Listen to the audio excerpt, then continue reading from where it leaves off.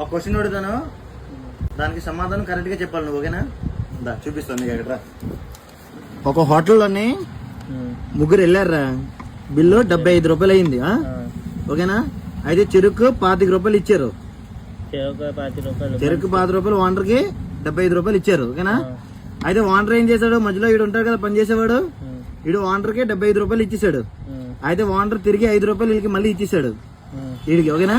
అయితే వీడు 5 రూపాయలు, అయితే అవునా, వీడు 5 రూపాయలు వీళ్ళు ముగ్గురిని అలా పంచి పెడతాడని వీళ్ళు ఓనర్ చెప్పారు 2 రూపాయలు నువ్వు ఉంచుకొని 3 రూపాయలు వీళ్ళకి ఇచ్చాను అన్నాడు, ఓకేనా? అయితే 2 రూపాయలు వీడు ఉంచుకున్నాడు, 3 రూపాయలు వీళ్ళకి ఇచ్చేసాడు, రూపాయి ఇచ్చేసాడు, ఓకేనా?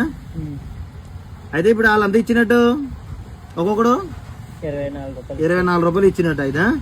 అయితే మొత్తం ఎంత అయింది బిల్లు? ఇది 24 3 ఎంత అయింది? 72 అయింది. 72 అయింది.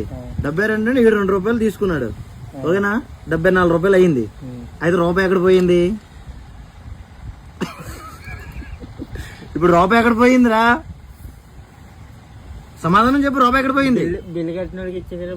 బిల్లు కట్టిన వాడికి 5 రూపాయలు రిటర్న్ వీడికి ఇచ్చేసాడు కదా, ఈ 2 రూపాయలు ఉంచుకొని 3 రూపాయలు ఇచ్చేసాడు, ఓకేనా? 2 రూపాయలు వీడి దగ్గర ఉన్నాయి, 3 ఇచ్చేసాడు, ముగ్గురికి 3 రూపాయలు ఇచ్చేసాడు.